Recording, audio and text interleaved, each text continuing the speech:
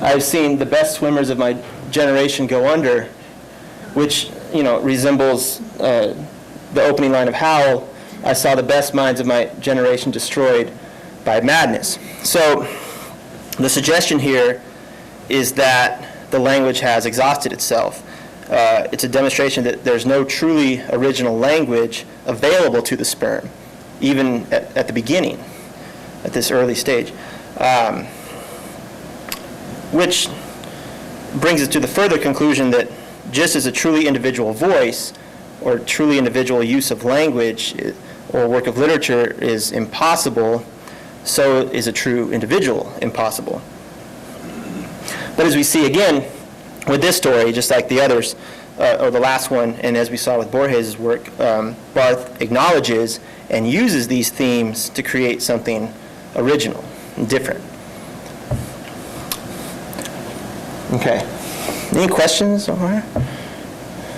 Okay. Next we'll look at the title story of the collection, Lost in the Funhouse. I don't know what the next slide says, so I'm going to peek. Okay. So Frank McConnell, in his book, Four Post-War Novelists, Bellow, Mailer, Barth, and Pynchon, states that Lost in the Funhouse, the story Lost in the Funhouse, is about the condition of exhaustion and about strategies for overcoming and escaping that distinctively modern trap. The modern trap, as I take it, being the idea, well, I think of it like the character Gabriel in The Dead, who at the end he's trying to describe what he feels about his wife walking ahead of him, but like the language fails him, like he can't, and so that's a trap he's in, like the language just keeps trapping him. Which is kind of what this story is about. You have this character Ambrose, who's in the funhouse, and is trying to get out, and it's like a labyrinth, but it's like a labyrinth of, it becomes like a labyrinth of language that he can't get out of. He's trapped in. So I have on the handout I gave, this page is an excerpt from Lost in the Funhouse. And this is towards the end of the story when Ambrose, it's becoming, it's getting to the point where he can't get out, and he turns to this plot diagram, this Freytag's triangle, which I don't know how to pronounce, to get him out.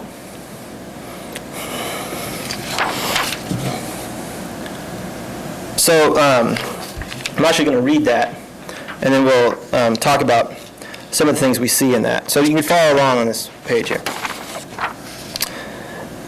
The action of conventional dramatic narrative may be represented by a diagram called Freytag's triangle, or more accurately by a variant of that diagram, in which AB represents the exposition, B the introduction of conflict, BC the rising action, complication, or development of the conflict, C the climax, or turn of the action, CD the denouement, or resolution of the conflict. While there is no reason to regard this pattern as an absolute necessity, like many other conventions, it became conventional because great numbers of people over many years learned by trial and error that it was effective.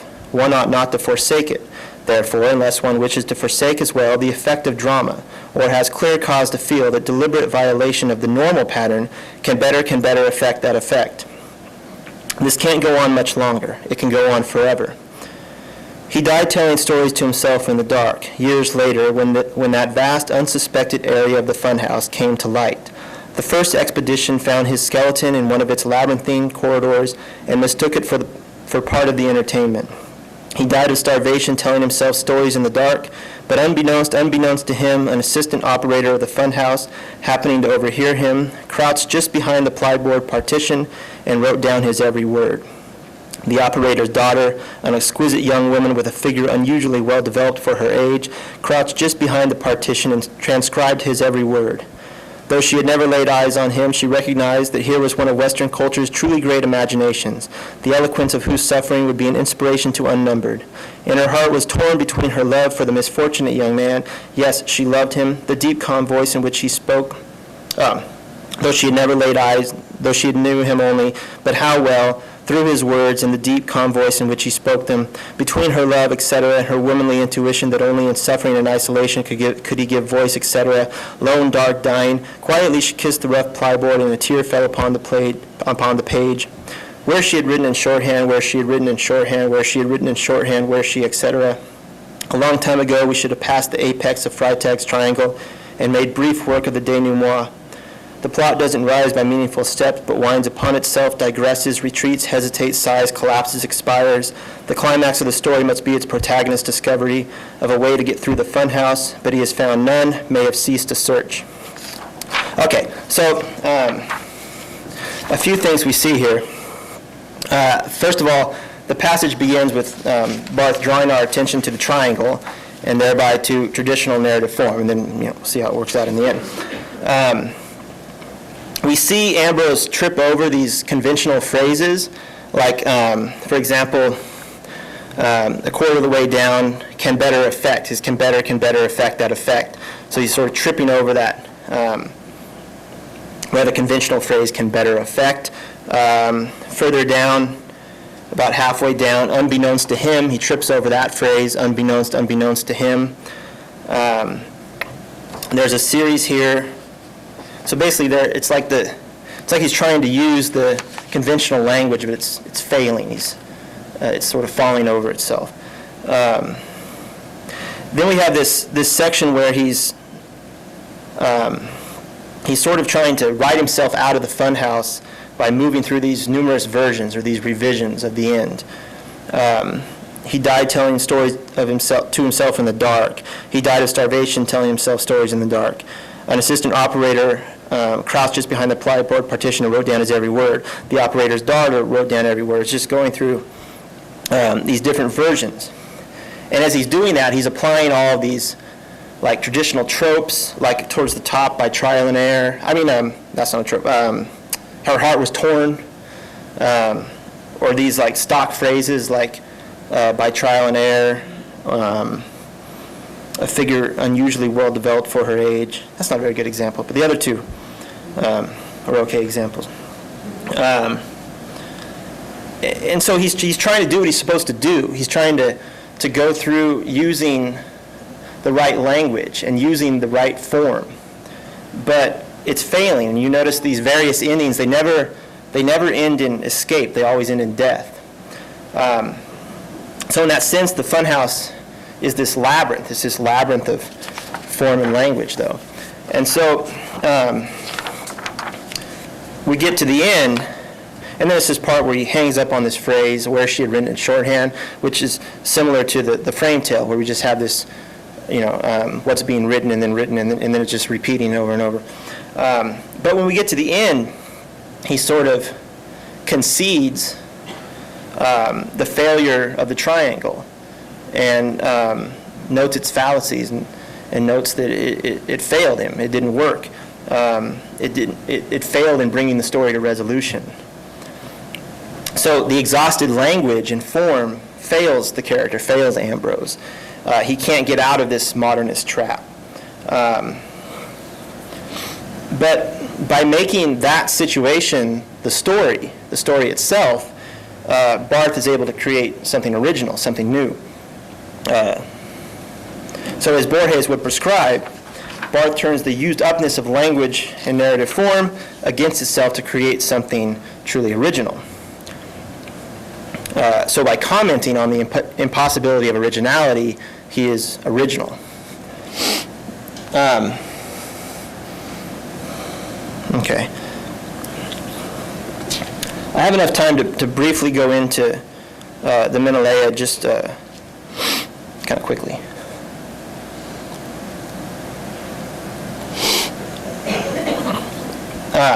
So the Menelaia, it's in this story that we see sort of the closest manifestations of this frame tale that we saw at the beginning of the book.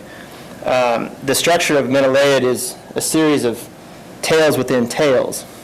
And it goes like this. The story, in Book 4 of the Odyssey, Telemachus and Pisistratus go to, I don't know how to say those things, go to the home of Menelaus to ask him when he last saw Odysseus. And then he tells him about, Proteus and the beach and all that. So in this story, Menelaus, the story's narrator, accounts for the reader his telling Telemachus and Pisistratus, the story of how he told Helen, the story of how he told Proteus, how he told Aditya, how he told Helen, the story of the fall of Troy. And the way Barth does this, if you look at the back of that last handout, you can see that he layers the quotation marks so that it's dialogue within dialogue. And so, you have six levels of the story. Menelaus telling Telemachus, telling Helen, telling Proteus. So you have six. So you have six sets of quotations stacked up throughout the story. And then depending on how many quotations are around that piece of dialogue, you can tell who's talking to who. But it becomes very convoluted. Okay, I need to wrap it up. Basically, this is a very interesting story that you should look into. But the point, the bigger point here is, as we can see in Barth's ability to take a story already iconically told in an iconic work by an iconic poet and storyteller, and to retell that tale in a way that parodies and symbolizes the exhaustion that makes the retelling of stories not only necessary but unavoidable. Barth demonstrates the remedy, borrowed from Borges, of turning the fact of ultimacy and exhaustion back on itself, the result being a truly original and innovative piece. That ensures that, as Borges would agree, the possibilities of literature can never be exhausted. So I'm going to give my little conclusion, and then that'll be it. So what drew me to Barth and then Borges and to this topic in the first place was the gut desire to create something original, to create something that has never been done before. If I have learned anything, it is that, according to Barth and Borges, I cannot, nor can anyone. In a metaphysical sense, existence is finite, and all that can be done, has been done, is being done, will be done. How very Tralfamadorian. But what I have also learned from Barth and Borges, somewhat paradoxically, is that the recognition and acceptance of that very fact frees the artist being all of us being me being you, to thereby create something original. The end. So,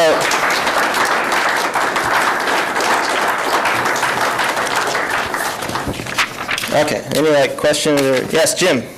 This is not a question. Okay. I had the pleasure once to see Barth read Menelaus. Yeah? It was just at a reading at a university where I was a student. And two interesting things. Barth had the story in his head. He looked at no text. He had the story completely in his head. Oh, wow. I thought was amazing. And the second thing was he had prepared all these cards. And at every level, when somebody said something, he would hold up these cards. And he would have however many layers of quotation marks were required. And then the other character would speak, he'd hold up two more cards, and it would be four in and four. And it was an amazing performance. It was really fun. I've never forgotten that. That's interesting because the book, if you've seen the book in the front, it says it's fiction for print, tape, and live voice. Right. And so it's designed, which is, I talked about it in my paper, but so yeah, that's, the way it was designed was to be done that way. Yes, Kate? So I have a question for you, Bill. I first read Funhouse in grad school, and grad school is the right place to read Funhouse. Why would you read it any other place? And when I think about, you think about Cervantes, you could read Cervantes any place. You could read Chuck, who wrote Fight Club and all those other fun books, any place. A kid in high school started reading him. And,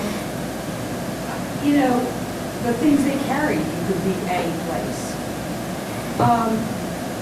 I always remember when I was reading Funhouse in grad school, there was one guy who taught in a juvenile detention school. And he said, this guy was writing for people in grad school because he was counting on our grad school professors to explain the shit to us. And I've never read Barth again without hearing that guy's voice in my head. What would you have said To that guy? Yeah. Well, I think Barth gets that a lot. I think he's associated a lot with the academic world. What I would say is that this was not easy to read. This was difficult. I had to do, I read Ulysses this semester, and like in both of these books, I had to do research to read these books, But I think for me, the bigger, it's just something. It's the larger experience was rather rewarding because it just opened up, I guess, these different ideas of how. So it's not something that's enjoyable to read, I don't think. Kind of like Brussels sprouts. Yeah, it's kind of like Brussels sprouts, but I think I enjoy more thinking about Menelaid now, having read it. I had to go back, at Edith Hamilton's mythology, and was just going back and forth trying to figure out what was happening in this story, besides trying to figure out who was talking, at the same time. So it wasn't an enjoyable experience to read. It's enjoyable to think about now. Like I like thinking about that story. Yeah. One thing, we could maybe think of Barth as being, like a writer's writer, or even maybe a English literature writer, where you're enjoying it on a different kind of a way than, Yeah. sort of regular reading of it. So he's got a smaller audience, certainly, but there's a place for that. But what I'm wondering then also, Bill, I'm curious to hear your thoughts about this.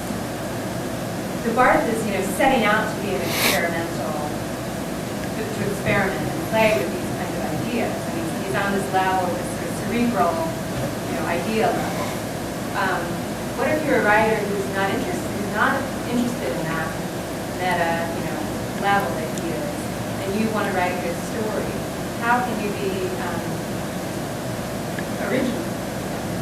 Yeah. A way to be original without being, experimental. Okay, so what I think this is a very extreme example, but I think if we're talking about my lecture, I think what I want you to take away is that if you're concerned about the problem of originality, you should just forget about it and just go play, because there's nothing you can do anyway.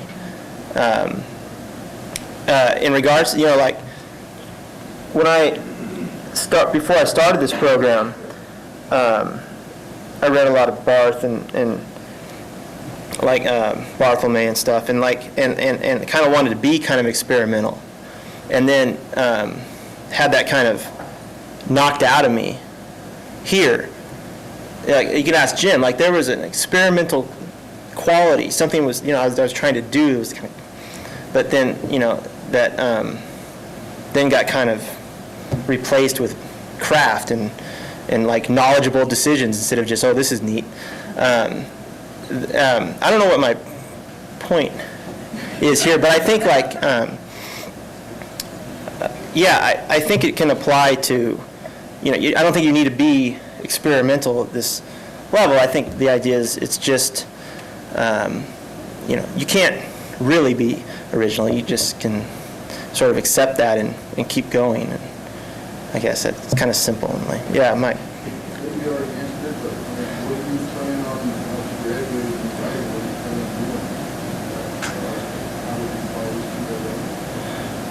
Oh, well, I know what I'm going to do for a while, because thanks to this program, I have this 300-page, pile of paper that I have to turn into, a novel. So I'm going to do that for a while. Anyway, okay, thank you very much, and okay, thanks.